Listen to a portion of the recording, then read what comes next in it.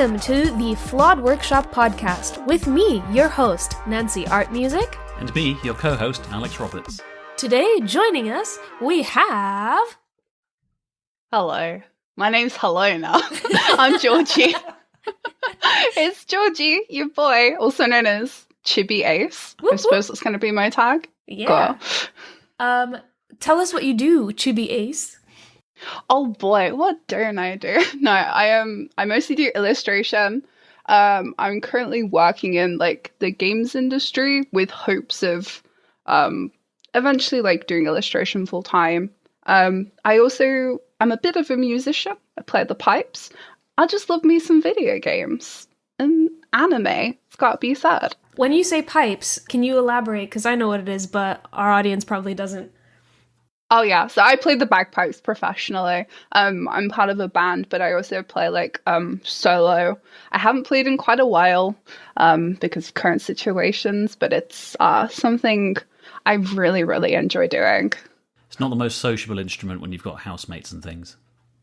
No, it isn't. No. But my family also play. Come from a long lane of bagpipers. I've been playing for 22 years now. No, not 22. 12. I started when I was 1. I was going to say, that would be very impressive. I was like, I've never seen a little kid with bagpipes before. Did they make them that small? I came out the pipes playing the pipes. Oh man, that's awesome. So yeah, tell us a little bit about your sort of creative journey. I'd say, well, based on what I've seen on your Instagram, illustrations seems to be your main thing. So tell us a little bit about what you're working on now with that, and basically your creative journey, starting from the minute you held a pencil all the way to today, if you will. Back in the womb, here we go. No, I was drawing for as long as I can remember. It feels like that thing that every artist or creative person says. Since day one, most of my inspiration probably came from reading a lot of manga, watching anime as a kid. I think I properly discovered anime when I was 12, 13. When I was allowed access to the computer was when I got into anime. My mum would buy me manga books from charity shops and different bookstores, and I'd always copy pages that I liked the looks of, video games that I played. So I remember really big fan of Nintendo. We had a GameCube growing up, and my dad had a Wind Waker guide, and so I'd copy all of the pictures out, trace them out into my sketchbooks, color them in. So yeah, and just continually doing that. And then I was always the kid in school who would be drawing, but I was also good at school, so the teachers couldn't say anything about it. Nice. Yeah. So in secondary school, I did GCSE and BTEC art at the same time, just because I made so much art. Around that time, I decided I didn't want to be a marine biologist. I wanted to go into video games. What made you change your mind? I like video games. Nice and simple, yep. I also just thought being in England, video games was going to be a bit more accessible. I was doing a lot more to do with video games just in my everyday life. There wasn't too much of an influence when it came to the marine biology. Come from a family of gamers, my parents and all of my mates play games. So it might have been a bit different if we had a family boat, but not quite that upper class. I mean, yeah, boats come in all sizes. There's a parallel universe. There's a parallel universe somewhere where you are just living under the waves. Mate, call me Jacques. However, so I decided to so in my A levels, I went into sixth form. I did fine art, and it was there that I met my least favorite, but also the situation that I appreciate the most. There was this one teacher there who he just fully hated anime and the manga style, and it's all I was drawing. So I was really forced out of my comfort zone. But the thing is with like art, you need to know the basics. You need to be able to get your proportions right before you can skew them and play around with them. Otherwise, things will never look right. Yeah, I feel like a lot of artists, especially the ones that I follow, obviously, because I love anime as well, they always seem to have that underlying theme when there's one teacher that seems to have some sort of vendetta against them from liking anime. And like, I think at the time it always seems like they don't really have your best interests at heart. And like, especially if they are like really trying to force you not to do it, you don't really, sometimes they don't explain exactly why they don't want you to draw stuff like that, but they could be nicer about it, basically.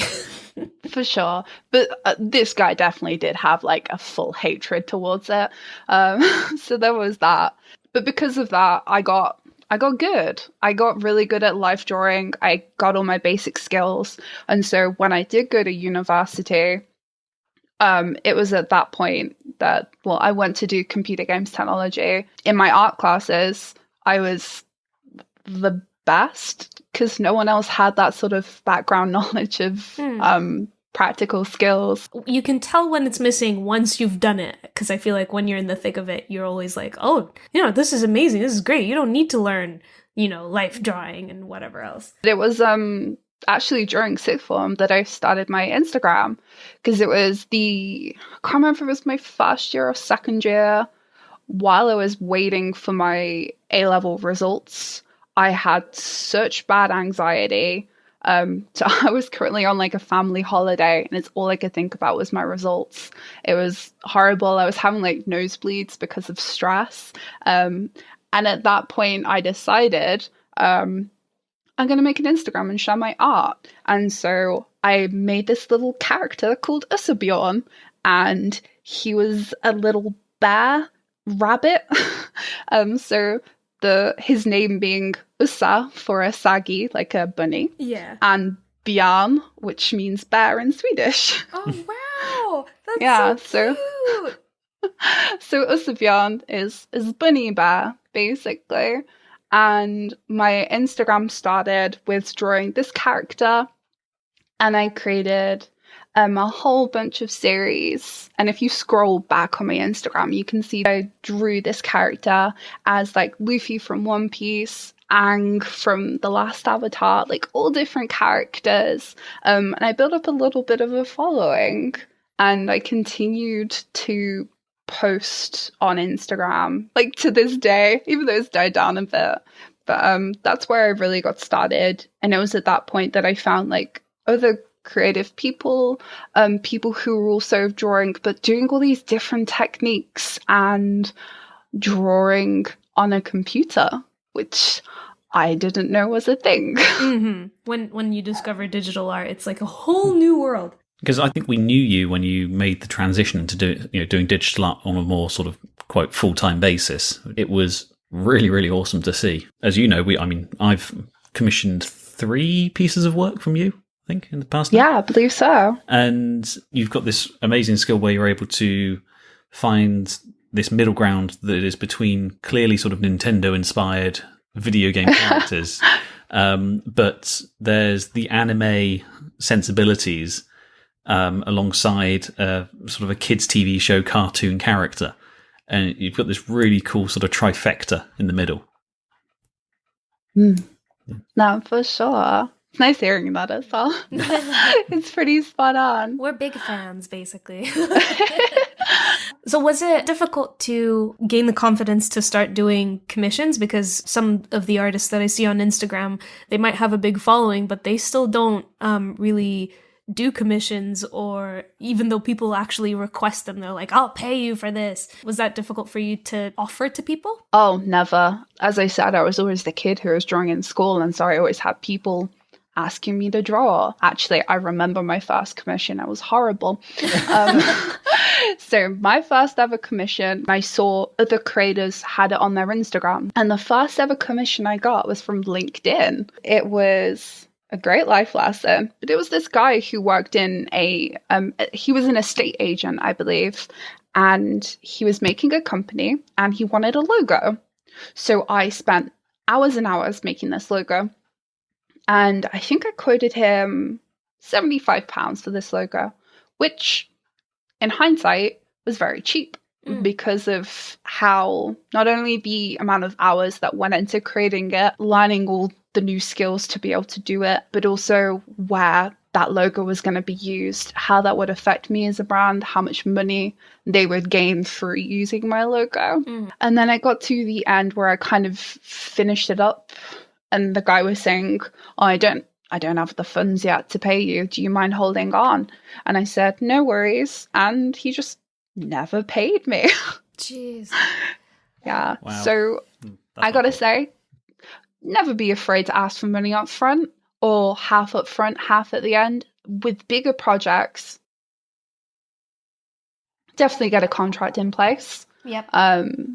Never be afraid of writing up a contract. There's so many examples online. I know when I wrote up ones for big projects, I just looked at ones online, great templates, and then I got you, Nancy, and Alex to look through it for me, just to make sure it was all good. Yeah, because I wanted a writer's perspective and a lawyer's perspective. That's me, amateur lawyer, and well, actually, writer with a question mark at the end. No, you're definitely a writer. I actually can't legally say that I'm a lawyer.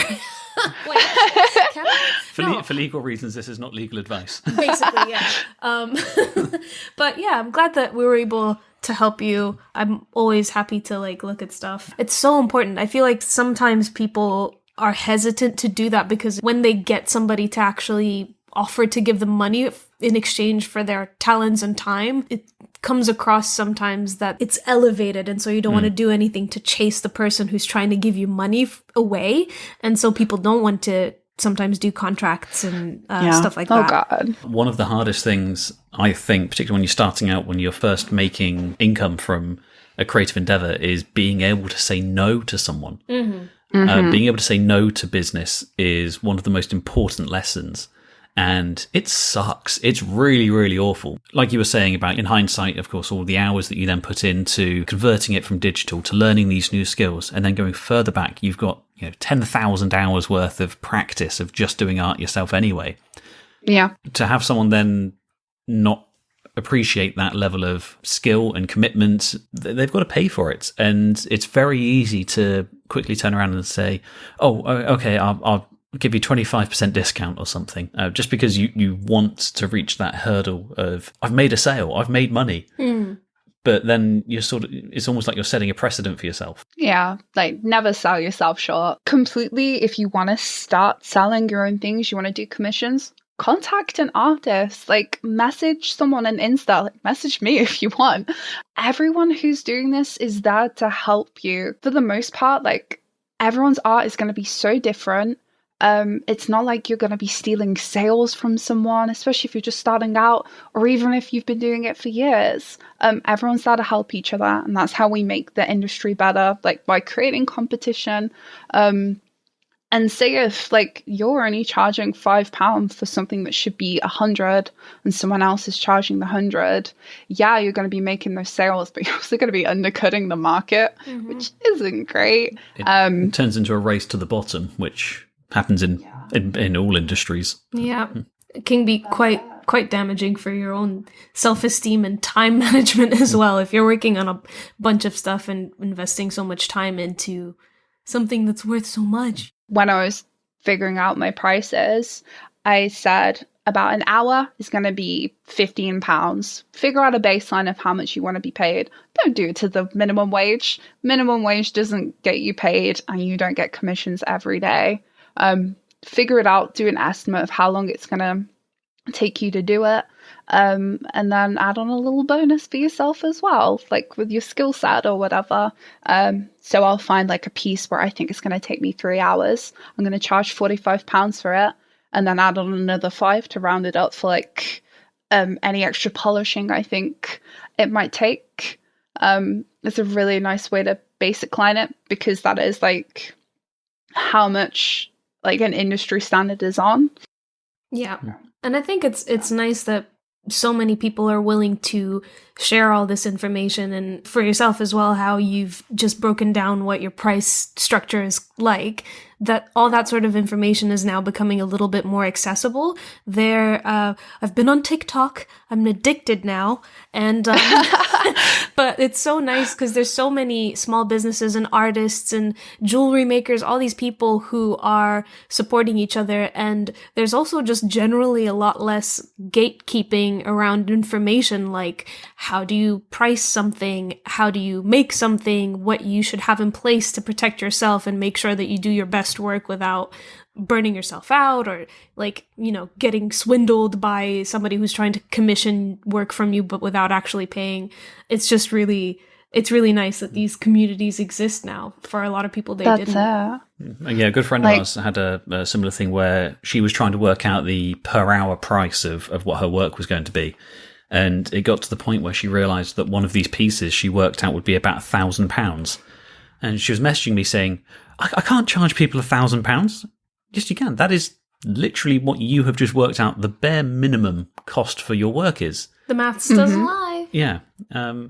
But what I was going to ask is, you have invested in things such as getting stalls at Comic-Cons and exhibitions and things.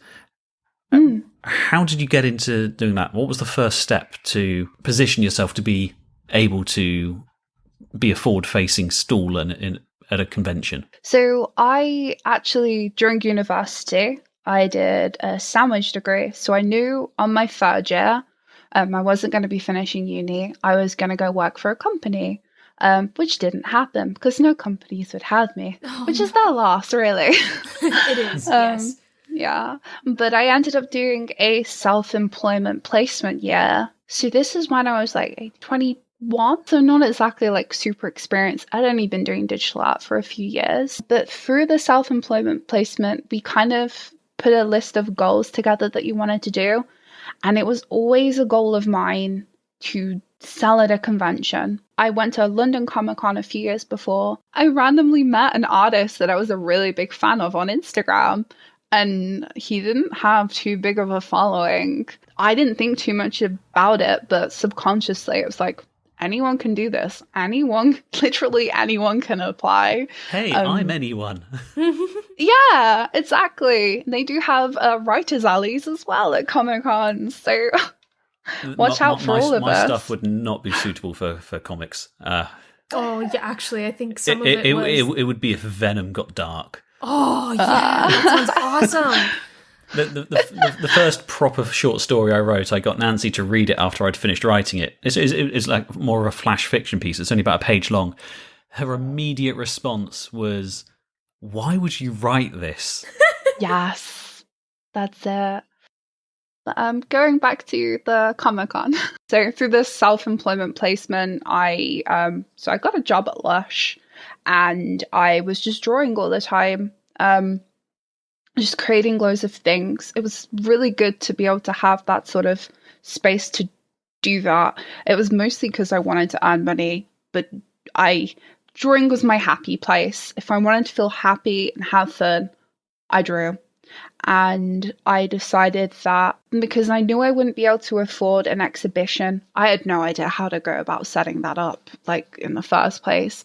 What better way to do that than to go to Comic-Con? And so I decided that I was going to book a table.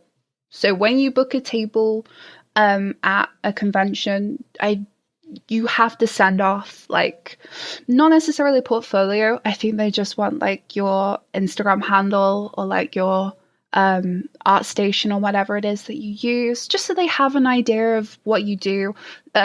So they're not going to go hire like 20 people who all only do like clay pots. Yeah. It wouldn't really make sense. In like the Naruto aisle, I don't know. Yeah. That one Naruto pot. Oh, it was good. But I paced myself a lot, so I didn't just go straight to do like Glasgow or London Comic Con or like, God forbid, San Diego. I was going to start small. It was so going to university at Portsmouth. which is where I met you guys. Woo! Yatta! And so I believe it was their second or third ever Comic-Con. So it was still very, very small, but it would still gain a lot of traction. But that table, I worked towards it. I had my amazing partner helping me out doing the tabling. And I kind of went through everything that I had and tried to make it into something. So I had my posters, I had stickers, I bought a badge machine. Now, let me tell you. I remember this because you were making custom ones, weren't you, for everybody who requested so one. No one else was doing this at the convention, and please don't steal this because this is the best idea ever. But so I brought my badge machine to the convention with me, and these badge machines cost about 200 quid. That more than paid for my table itself, let alone the machine itself. One of the best investments I've made, besides Procreate, which is the best £10 I've ever spent. So I think a custom badge was like £1, and then like you could get 3 for £2. So I had all my prices set up, and I'd have kids coming to me and be like, "Oh, can you draw this character?" Because I got very good at sight drawing. If you show me a picture, I can not copy it straight up. I can do it in my own style, and that's what people are there for. And so I'd have people coming to me to draw like their favorite anime character, and then their friend would come to me for their favorite anime character. Aww. And then they come back and ask for the entire roster of the entire anime. And by that point, I'd made all these amazing badges. I won't lie, I made quite a lot of money. It was very lucrative, but I had so much fun with it. And seeing all these people being so happy. I tried to take as many pictures as I could. Even the stalls next to us wanted badges from me because they saw like how much fun they were having. So one of the best experiences I've had, and I can't wait to get to tabling again. Later on, I did another convention in my home city in Coventry, and it wasn't quite the right vibe for the sort of things I did because it was very otaku culture. So I was doing video game characters, anime characters. This was more of like a mum's market. And so it was more like the kids and like the edgy people who'd be coming to my table. So many dogs. It was great. However, it just wasn't for me. But with going to like your local places, it's generally cheaper to get a table. I think those tables are only like £20-30 for the weekend. Wow. Shovel your stuff in a suitcase. Just make sure you put all your money in a locked case. No bad story from that. And bring your badge machine. Yes, and bring a badge machine. But I found out badges were the cheapest thing. Not the cheapest thing you can make. Like printing paper is basically printing money when it comes to posters and things. That's why like on my website, all my posters are comparatively quite cheap. There's an artist that I follow who believes in like not necessarily having no profit, but making their things accessible. I try and keep my prices quite low with those sort of things because 1, I can print as many as I want. 2, I want everyone to be able to enjoy my art. That's what it's all about.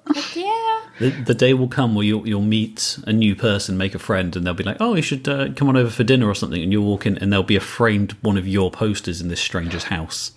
Don't. No. I do have a similar story to that though. So while I'm currently moving, so I'm currently trying to move house so I can be closer to my new job. I found this book that I got at uni, and it was kind of like a dream journal, so like one of those like 5-year plans. And of all the things those that always pan out. But the thing is, I could take half of them off, and that's so cool. So I'll have to try and find it as well. I can't, it's probably packed up at the moment. But so it's like, what are your goals for like this year? like long term, very long term, like by the time you kind of pass away sort of goals. And I remember writing like I wanted to start up like an animal charity. One of them was to do a convention, which I did. One of them was to publish a book, which I did. And I'm currently working on my second one, which we'll talk about later. And then one of them was to be recognized by a fan. Oh, damn! And so I worked at Lush in Coventry, and then I worked at Lush in Portsmouth, having moved back to uni, got a place there. And I remember this girl coming up to me and saying, "Are you Chibi Ace?" Oh my god! And a full-on freak, dude. At that point, she knew she made it. Yeah. Like, I was just there like, yeah, hi. And they'd met me at Comic-Con, and I met a lot of people at Comic-Con because where my stall was, I wasn't with the other artists, which meant like I didn't get quite as much traction, but I think I stole a lot of their customers. Yeah, I think I remember being kind of confused about your stall was kind of in the like comic books steampunky section. Yeah, that was it. I was like a little confused because obviously I knew that you were there and I was trying to look for your table and I was like, huh, weird. I must have either walked past it several times or not. And I kept wandering around and I was like, oh my god, there you are. Yeah. Because I was handing out free stickers as well with my face on it. Because I'd made like little Chibi stickers. Yeah. And apparently people, they knew I was at Comic-Con because they saw the stickers on like the walls and the floor, but they couldn't find me. But no, so this girl recognized me. She'd met me at Comic-Con. And at that point I was like, oh, it's so nice to see you again. Oh, I have to refill these bath bombs. And I just went outside and just like freaked out a little bit. That hasn't happened again, or it might again, but it's just always something I wanted to reach, like that little amount of celebrity, I suppose. That's really awesome. That's so cool. Oh man, this is like, to no extent do I want to be famous or a celebrity or like super rich. I want to be happy and I want to draw and, you know, just all the good things, all the good vibes for me and everyone else. I was going to say this earlier. All of your art is just the most amazing vibes.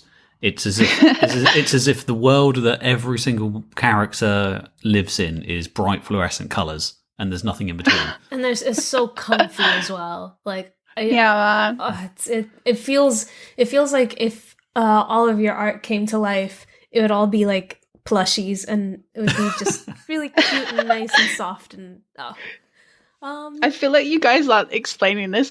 For anyone who is, like, all the people who are listening to this, my art's really weird, by the way. It is weird, but it's so cute. It's weird. Cute. It's weird in the same way that Kirby is weird, but everyone loves him as a character. He's a circle that breathes stuff in and eats it. Yeah, I mean, it's a weird character design, but it works. That is why I have Kirby everything. So I'm just going to turn around and pat my Kirby plushie, my giant Kirby plushie that I got at that Comic-Con. We'll turn from being cute and happy to the slightly darker days of doing art and being creative and stuff.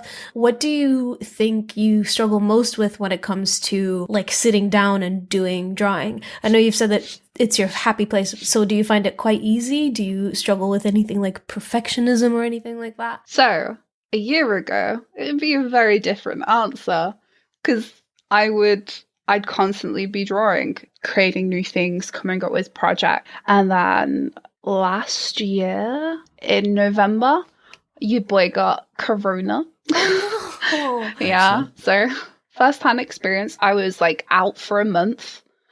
And yeah, to the point where for the first 2 weeks, I couldn't even hold a controller to play a video game. I was so bored, but I was also in so much pain.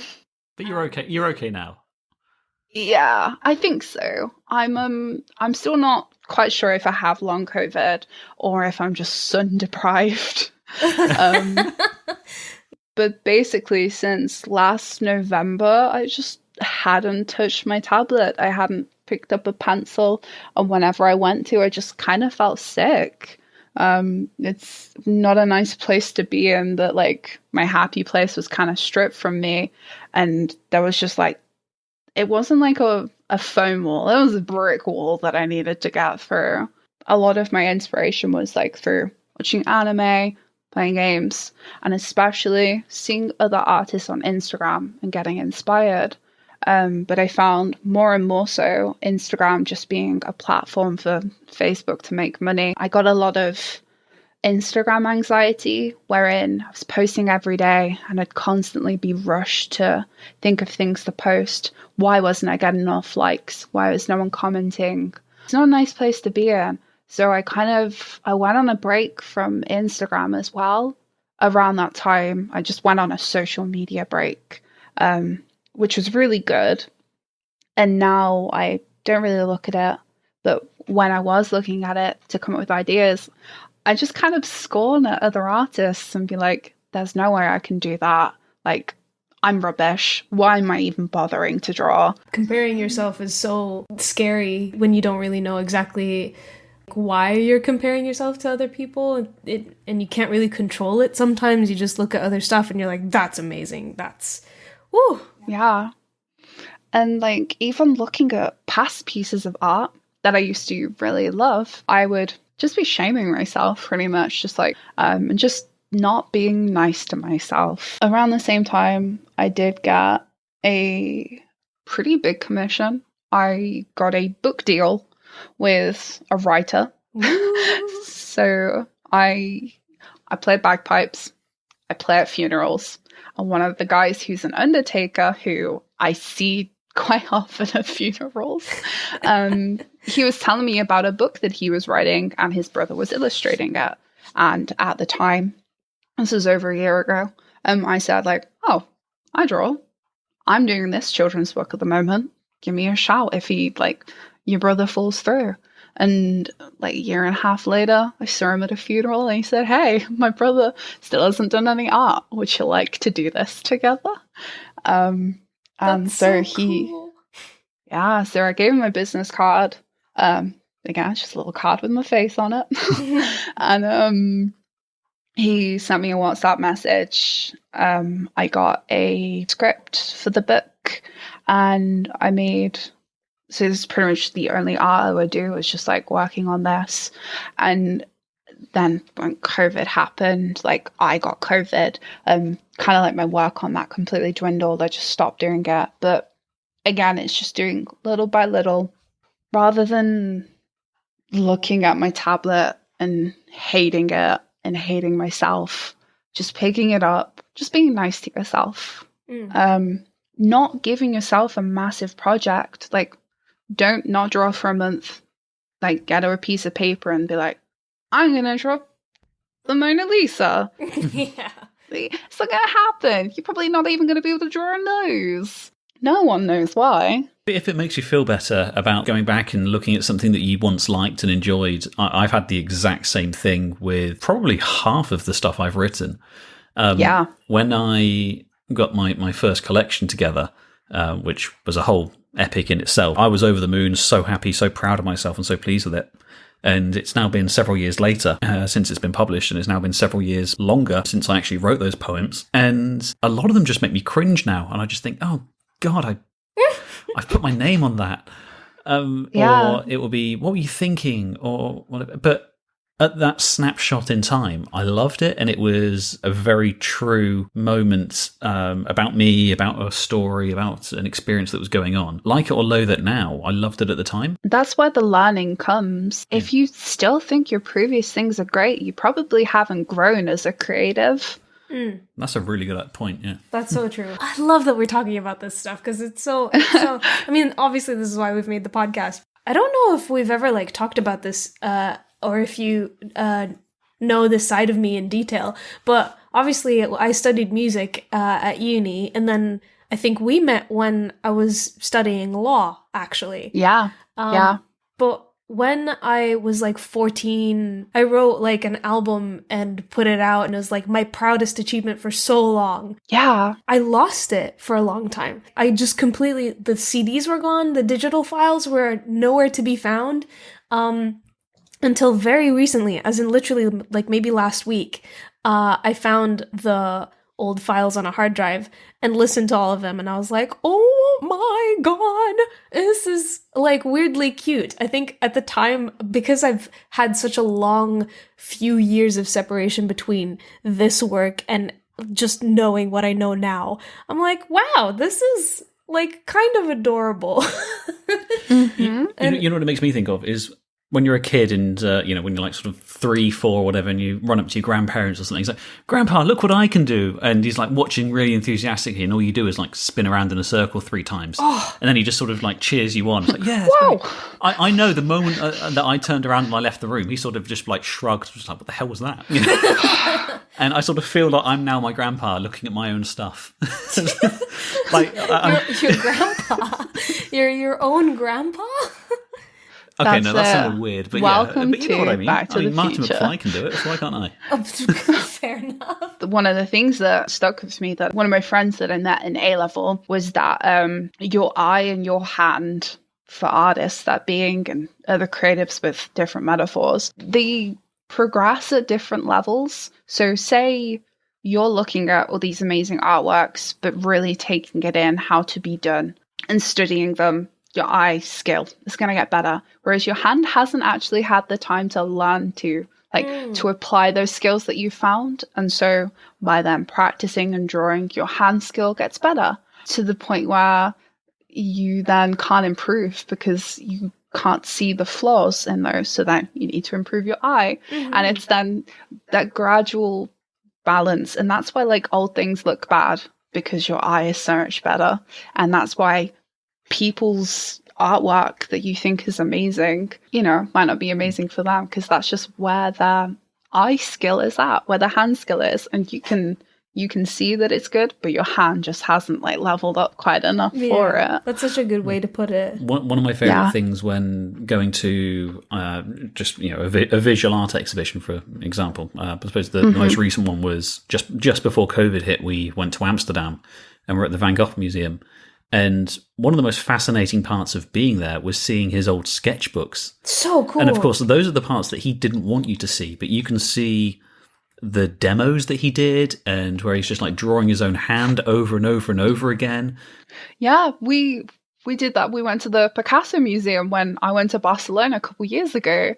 It's great seeing it all. It's so cool. And it's really reassuring to think that these names that are synonymous with entire art movements are at the same stage that you have been at, where you're there just going, well, I can see it in my mind, but I'm just not drawing it well enough yet.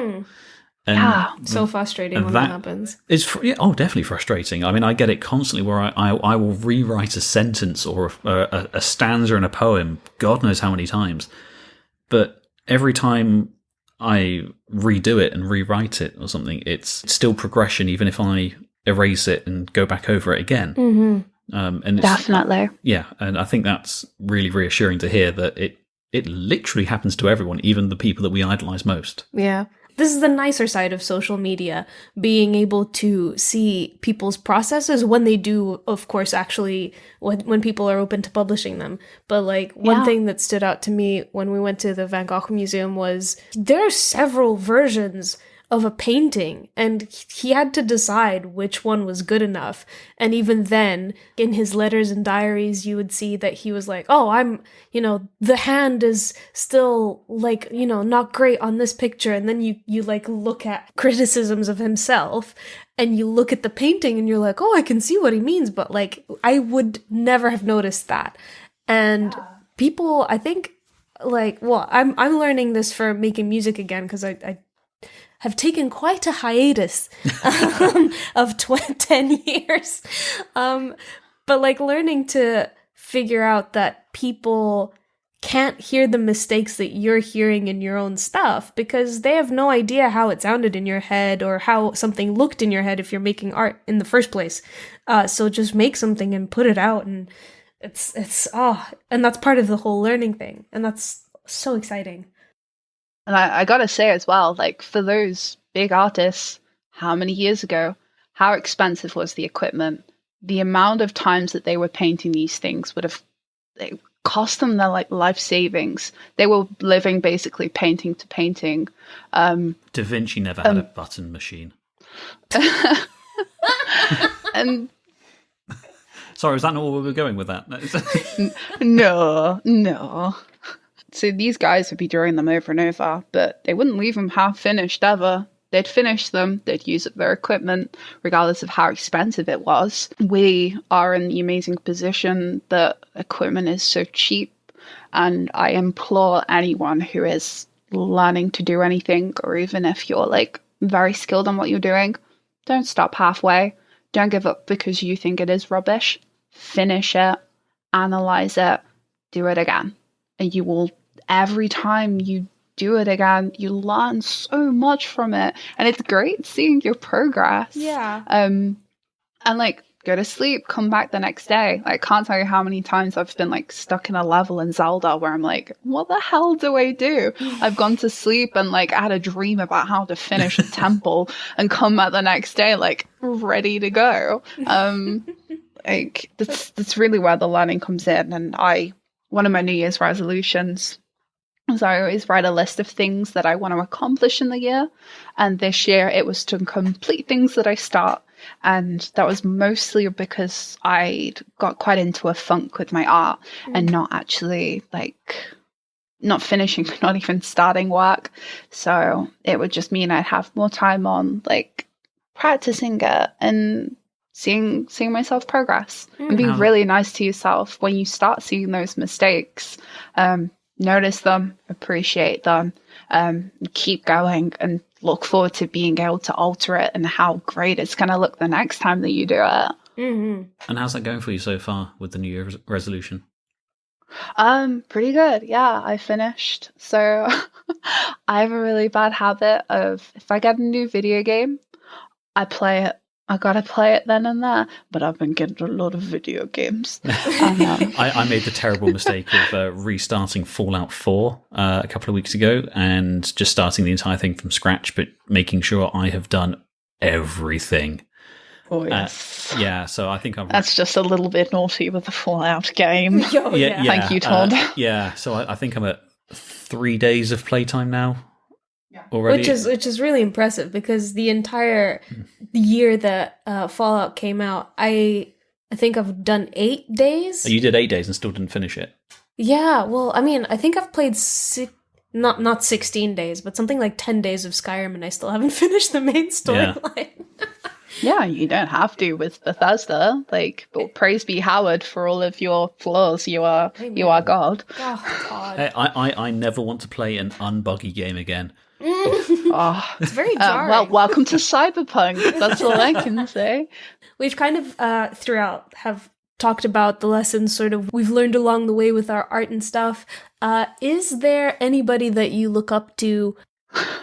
All I can think of saying is me. I look up to me. Totally legit answer. That makes sense to me. That explains the amount of mirrors in your room. Whoa, I haven't been looking at myself in my full-size mirror this entire time. You did say before your stream earlier today you looked really cute, and I agree. And so I do. I absolutely. Yeah, you gotta feel your oats, especially at the moment. Not being able to go out. You gotta look a little boosh for yourself. Yeah. With all the influences and just really prevalent and less so prevalent artists, there's a lot happening. And so I always think back to when I was a kid, how much I enjoyed drawing. And I always think about it sounds really cheesy, but how proud of myself I would be, say if then me was looking up to me now and saw where I was. I've had the same thing. It's not cheesy at all. Yeah. But it's it's amazing to think how young we all are, which we completely are, still very young, and how much we've achieved in that time. Amen. Yes. Completely, boo. If you're 40 and you're just learning to code or to hold a pencil, amazing. Mm-hmm. That is incredible. And you are on the start of a journey that you will get great at. It is never the wrong time to start. Yeah. I think that's one of the worst things about comparing yourself to a lot of artists is you see these 13-year-old savants who can who can paint like Da Vinci and Van Gogh and everything. And it's really, it can make you feel awful, but Yeah. don't compare yourself. Like, your art is very different.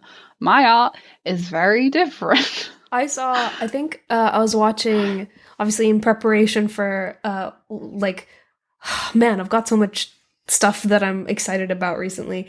One of them is like Umeboshi and those comics, and another is this podcast. And I'm constantly on YouTube trying to learn from other people that are already like doing stuff like this.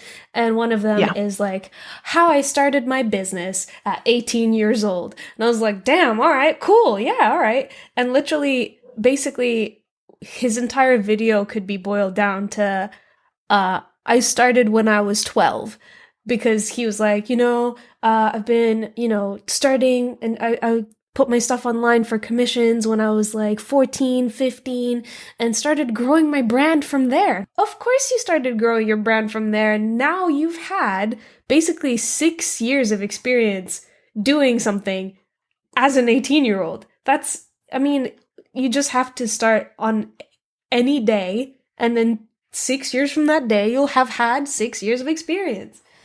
That's it. And like, I know back in day, like, as I said, like, no way I could have gone on the computer and posted my art. No way my parents would have allowed me to do that. It's also a lot to do with like the access that you have to stuff, the access that you have to resources, and how much of a driving force you have around you. Is a little off topic. One thing I really want to mention is even though I can't say I'm a fan now, I really appreciated Terrace House for teaching me about the importance of surrounding yourself with people who are trying to achieve their dreams. So in the show Terrace House, have you guys seen it? Nope. But I think I've heard of it. Imagine Big Brother, but Japan and non-scripted. So it's 3 guys, 3 girls, they get put into a house. And all of them that are there, they go in there with a dream of achieving something. Most of that's like career-oriented. But all of these guys are like, they're either artists, designers, models, musicians. They're all quite creative industries. No one's in there like, I'm going to be the best salary man, that being like an office worker. And because all of them are in the house together, they're constantly boosting each other. There's no real toxic positivity. It is like not necessarily nurturing, but it gives them a kick up the arse.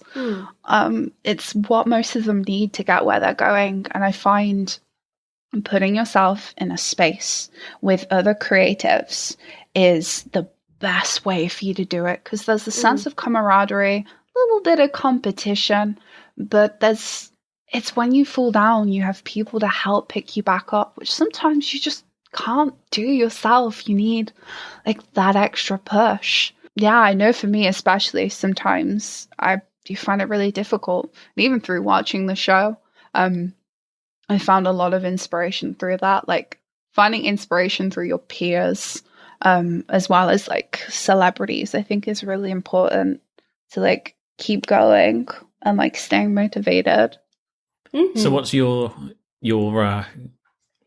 aspiration, and what are you excited about for the next step then?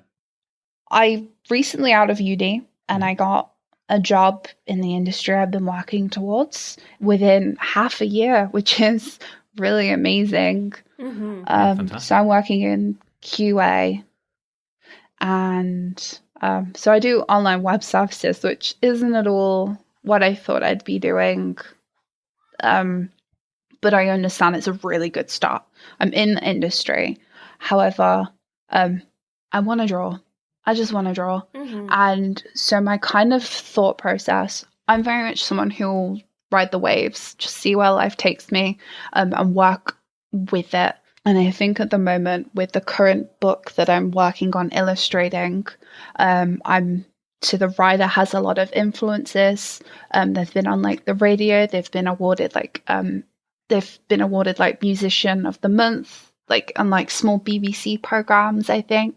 Cool. So they've got a lot of like track behind them.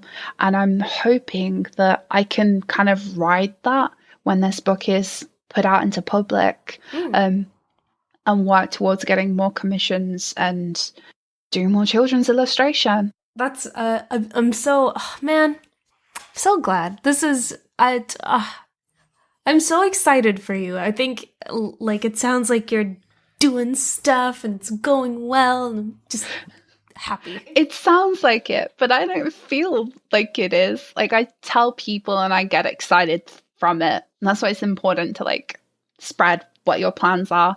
But when I'm just sat there drawing, it feels like I'm doing nothing and not really working towards anything. It's only really when you take like that step away, and you can really see it. If there's anyone listening to the podcast that is looking for, I don't know, just off the top of my head as an example, either a birthday present or a wedding invitation illustration, what would be the best handles to get you on and find you? I am pretty active on Instagram. So my handle is Chibi Ace, which is ChibiAce. I also am on Twitter as Georgie_May. So JIYOJI_MEI.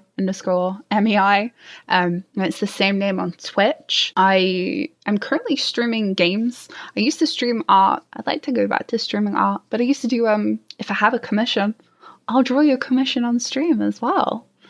But yeah, I'm pretty active with those two. So either would be great. And I'm very communicative. I'll work towards what you want and we'll sort you out. For the book that you're working on, tell us where we can find that and the writer that you're working with. The book's name is The Beddy by Bus. It is a children's bedtime story, and it follows the journey of the Beddy by Bus. Nice. So it's a bus that it picks up children when they're going to sleep, and it takes them to like Beddy by Town, which kind of like dreamland, and so the kids go there, and then so that's where all their dreams happen, and then the bus gets them back in time to wake up in the morning. Awesome. Yeah, it's really cute. That sounds adorable. And the writer's name is Daryl Holloway. They themselves have a YouTube where they create music. They make quite a lot of different music. In fact, the book is going to it currently has plans for a digital only version, so an Audible version. And it is voice acted by Daryl's son, who is a great voice actor. He's a child, so it's a children's voice reading this, and then Daryl has created this amazing soundtrack that flows through the book as well, so you can listen to that while you're reading along to it. It's a full-on multimedia art project. That's it, yeah. It's been such a great project to work on. Like, not saying that the other project was bad, but when I was creating the children's book with my cousin, it was a very short time frame. It was only a month that I had to create an entire draft. And the book has a lot of flaws. It's very quickly done, so it would have. Whereas for this project, I think I've been working on it since like around half a year now, probably a little less than that, a few months. But it's shaping up to look pretty funky, I gotta say. I'm so excited for it. And I feel like it's gonna lead to really good things. I'm very hopeful. I hope so. That sounds super exciting, and I hope that you're able to step back every now and then and appreciate that, as hard as it can be sometimes when you're in the middle of it all. Thank you so much for joining us on the Flawed Workshop podcast. Well, to anyone listening, make sure you go and find Georgie /ChibiAce on Instagram, Twitter, Twitch, and everything in between. Links will be in the description, wherever that is, depending on where you're listening. Oh, thanks so much for having me, guys. This was great. It's a huge pleasure. That was really awesome. Thank you, Georgie. Woo!